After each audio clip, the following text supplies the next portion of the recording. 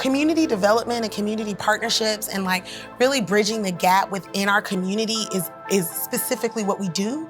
It's our ministry. It's always been who we are. So prior to the plug, we've always been super active. So to be honest, the 10 years before the plug, we were 100% full-time in our parenting, in our home.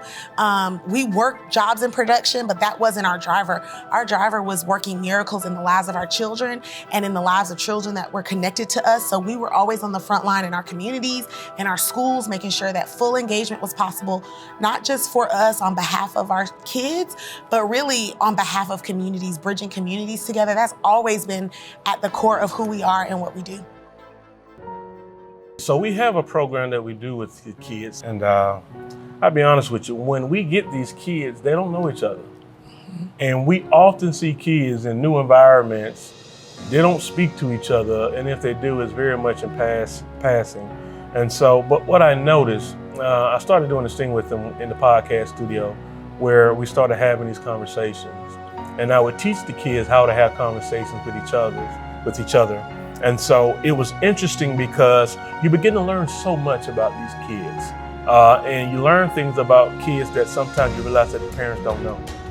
And I remember listening to one of the kids talk about, there's some things that, this one particular kid, she was trying to do, but didn't have the support at home. I think listening to his story, it really reminds me of our original commitment and our original focus. And I think it was President Bush that used to say, "No child left behind." And I think that's kind of at the core of our commitment, that no matter how much we progress as a family, no matter how much we progress as a business, that we don't leave anybody behind. And that everybody deserves a right to thrive. And it's really painful for us. We've always been so active in the schools and so up close and personal with students. And when we see a production happening in underserved communities and everybody working on that production is a different color than the people that live in the community, so that there are dollars being paid in communities for new jobs and people are flying in to take those jobs and there's no pipeline for our kids.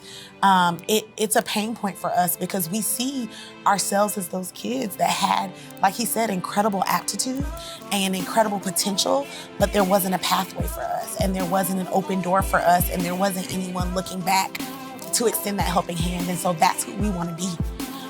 In every interaction, we treat every kid that's in any of our community programs like they're one of our own. So very high expectations. We don't allow them to settle. We don't allow them to bring anything less than what their best is to the table every day. And when they do that, when they commit to us to do that, we're gonna do the same. We're gonna show up with all of us.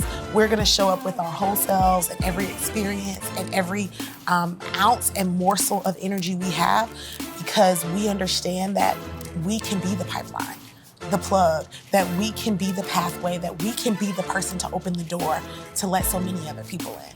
Hi, my name is Alanis Broussard, but I go by Lainey, and I am a rising senior at Boston University. But originally I was an intern for the Plug ATL, but I was really eager to get my foot in the door in production. And coincidentally enough, they had a program called Plugged Into Production, and they gave me my first internship. And here I was able to pitch my own ideas and create a show in the podcast studio centered around Juneteenth and the events of George Floyd.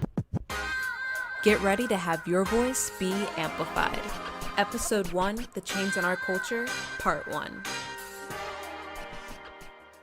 Hello everyone, and welcome to The Amplified, powered by the Plug ATL. Today is a very special day because I have a few special faces in studio today. I really wanted to get a chance to bring the youth who are in conversation with people, who are on the front lines of protest, who are behind their computer screens signing petitions, to the studio to have their voices be heard. And through this internship, I was able to get another internship with WGBH when I went to school in the fall, and then also now I'm at NBC and I've been at CNN. So definitely the production value and the experiences I got there definitely helped me out and propelled me to where I am today.